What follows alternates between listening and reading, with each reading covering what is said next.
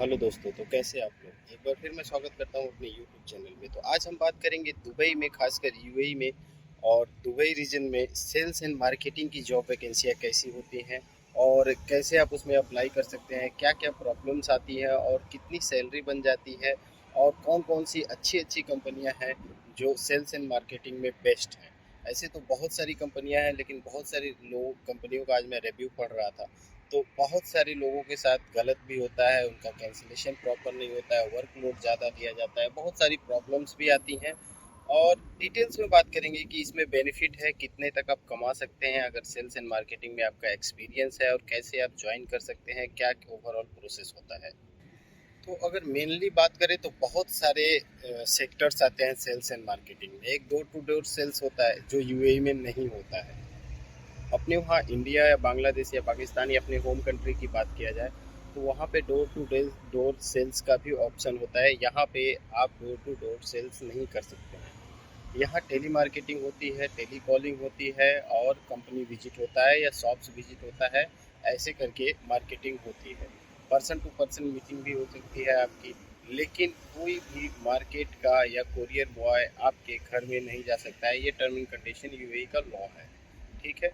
अभी बात करते हैं कि बेसिकली जो सबसे ज़्यादा यंग या पढ़े लिखे लोग अगर मार्केटिंग में आते हैं तो बैंकिंग सेक्टर में आते हैं, प्रमोशन सेक्टर्स में आते हैं, डेली मार्केटिंग में आते हैं।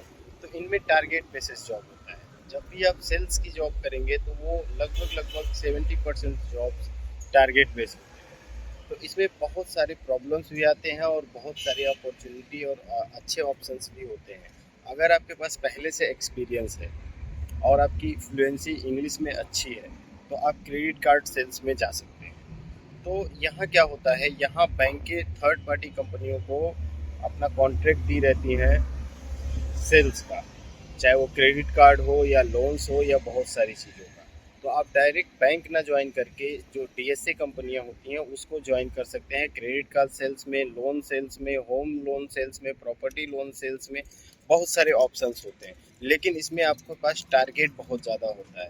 टारगेट इन द सेंस आपकी बेसिक सैलरी आपको देंगे, लेकिन अगर आप टारगेट नहीं करोगे तो आपका जो एक्चुअल सैलरी होनी चाहिए, एक्चुअल जो आप जितना वर्क करते हो उतना आप कमा नहीं पाओगे। लेकिन अगर आप अच्छे कम्युनिकेशन है आपकी, अच्छे आपसे आप वर्क कर रहे हैं, मेहनत कर रहे हैं, तो आप कम से कम मंथली अगर इंडियन रुपीज़ में देखा जाए तो 1.5 से 2 लाख पर मंथ कमा सकते हैं। यहाँ के पैसे में देखा जाए तो 4,000 से लेके 8,000 9,000 दिरहम तक आप आराम से कमा सकते हैं क्रेडिट कार्ड और लोन सेल्स में। बहुत ही इजीली इसका टारगेट होता है अगर आपकी कम्युनिकेशन स्किल्स अच्छी है। और बहुत सारे सेल्स के ऑप्शन हैं। फिक्स सैलरी में भी सेल्स के ऑप्शन आते हैं, मार्केटिंग के ऑप्शंस आते हैं। तो अगर आप कहेंगे तो मैं कंपनी टू कंपनी डिटेल्स आपको बता दूंगा।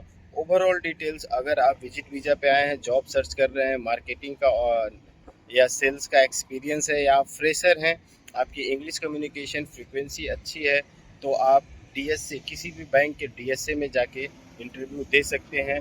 वहाँ लगभग लगभग हमेशा वैकेंसियाँ रहती ही हैं।